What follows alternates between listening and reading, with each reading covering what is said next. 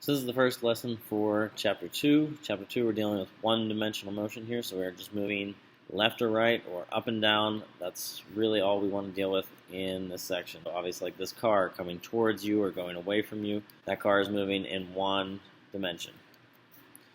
So this is the study of mechanics. Mechanics starts with motion, and the main concepts that we're going to cover, you can see, are displacement, velocity, acceleration, and really the person that got this all moving was Galileo. First one to kind of put experiments to theories. The Greeks used to just think about how things moved, while Galileo finally started to test it and try it out. Like we talked about in class, we've got position.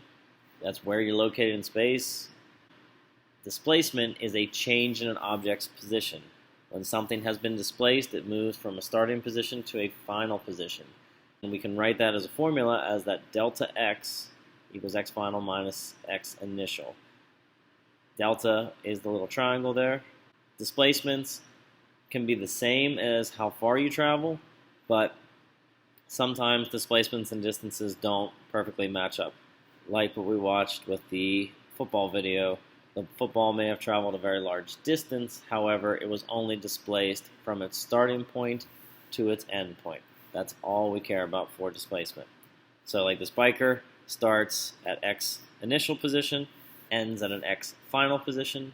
That delta x is the change in position. The goal in this study of mechanics is to observe motion carefully. In all the examples we do here, we're going to just imagine that we're taking a movie, and in that movie, each strip of film has about 24 pictures that will encompass one full second.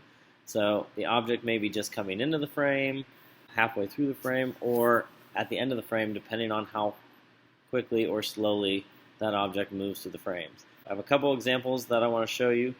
So in this first example, here's an object moving at nice steady speed. The reason I know that it's moving at steady speed is that the dots are even, and they cover the same distance in the same time frame. So as you watch that video, you saw the dots appear at equal time increments, and I covered equal distance. So I know that I'm going at a nice or constant motion from right to left. We can watch it one more time.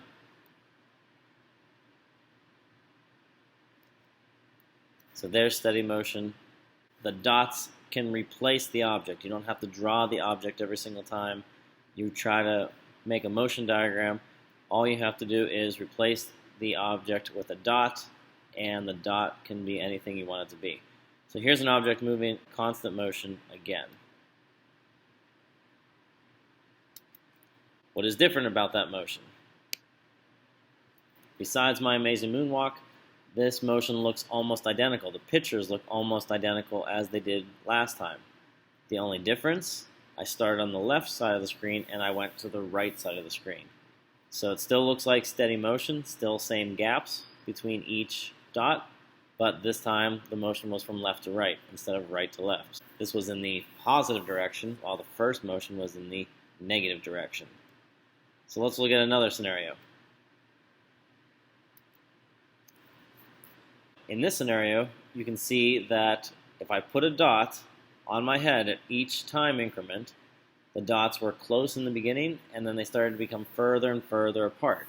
So what does that mean about my motion? It means that I was starting to speed up. I covered a little bit of ground in the beginning, I covered a little bit more the next moment, and I covered more and more as each segment goes through. Watch that again. There's gaining speed from the right side of the screen to the left side of the screen. Gaining speed in the negative direction. Now let's look at another scenario. This is also gaining speed, however, in the positive direction. You can see the distances are very close in the beginning. I covered a little bit of ground, then more and more. So the further the dots get, that means the object must be speeding up. Can we watch that one more time? Let's watch the motion in this scenario and let's see if you can tell me what's happening.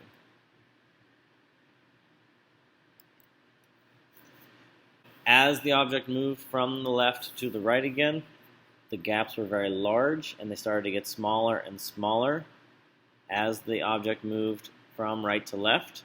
So in this scenario, I know the object is slowing down because I'm covering less and less ground each second. So now here's another random motion. In this scenario, we can see there's a lot going on.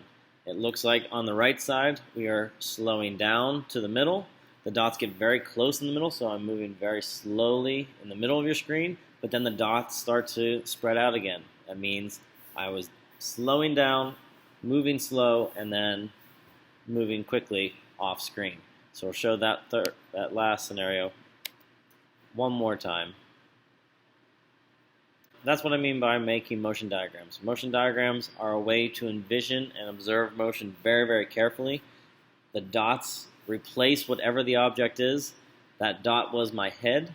However, that could have been a car, that could have been a plane, that could have been an elephant that walked through the room. The dot is just to represent the object. You may have noticed that I covered some distance during a certain amount of time. What we're talking about there is the speed of an object. The speed is how far an object travels in the time given. And the nice thing that you'll like about speed is that it is strictly a scalar quantity. It's just how fast something moves. So the units on speed would be a length per second, a distance over time. Whether you use metric or English, that's how you can get your speed. But since distance and displacement are not the same thing, we also have the term of velocity. Velocity is what changes an object's initial position into its final position. If you don't have a velocity, the position will not change, which makes sense. If you're standing there and you don't have a speed or you don't have this velocity as we're talking about, that means the position of the object must always remain the same. So velocity is very similar to speed, and I may interchange those words, and I will try my best not to do that. But velocity is how fast an object moves and in which direction. So when I was doing the examples between vectors and scalars, and I said, hey, that person is traveling 40 miles an hour east, I was actually giving you the speed, the magnitude, and the direction, east. So if I want to calculate someone's average velocity, it would be the displacement they travel over the time interval that it takes them. The way I can write this in formulas is I can write it as delta x, or my change in position from final to initial, over delta time, my final time minus my initial time. However, usually in here, time initial will be 0, unless the problem indicates that this problem happened between 2 seconds and 5 seconds. Then your change in time would be that 5 minus 2 or 3. So just be careful when you're reading your problems. Are they indicating the total time, or is it a time increment that they're giving you there?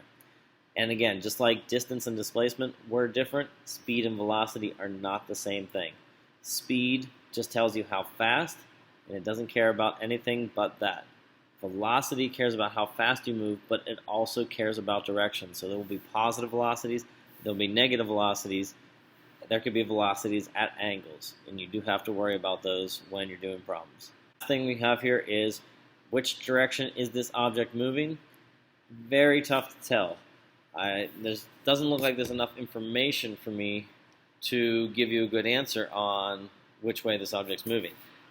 You could argue that this object is speeding up. You could argue this object is slowing down. The piece of information that we're missing is the starting position. So if I indicate that this dot right here is time equals 0, and that my change in time increment is 1 second, that means that every dot heading from the right side of the screen to the left side of the screen is where the object was as time increased by 1 second. In the beginning, the object was at time equals 0, and what you can do when you make your motion diagrams is indicate which way the object is moving. So the object is moving to the left. That gap keeps getting bigger and larger and larger.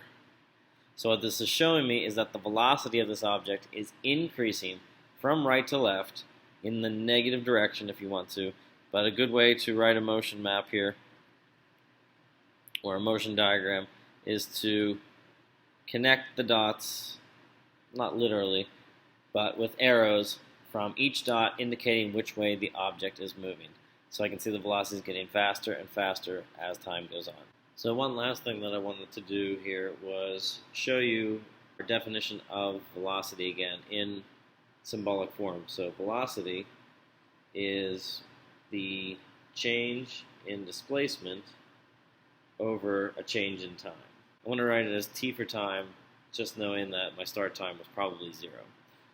So if I expand this formula, really what this shows me is that velocity is final position minus an initial position. I'm going to put x sub o because I think on your AP sheet it will come up as x sub o instead of x initial. That means position when time was 0. I'm going to try and write it that way, but if you see x initial, it means the same thing. All divided by time. If I want to solve for the final position of the object, I can just rearrange this, and x final equals velocity times time plus x initial. And that's the way you can kind of expand upon what the definition of velocity is. We said that if there was no velocity, your initial and final position would not change. So if I put 0 in for v, that would wipe out this term and show me that my initial position and my final position would be the same exact thing. If I have a velocity, then I will change position with time. Also, one other thing I wanted to show here was the units, because I said units are very, very important. The units for velocity are a length over a time. That is it. If you're dealing with metric, it's meters, kilometers. If you're dealing with English units, it's going to be feet, inches, anything like that. I'm going to replay those 5 motions that I made with the motion maps on them, just so you can recap them and maybe draw them out for yourself and make your motion diagrams.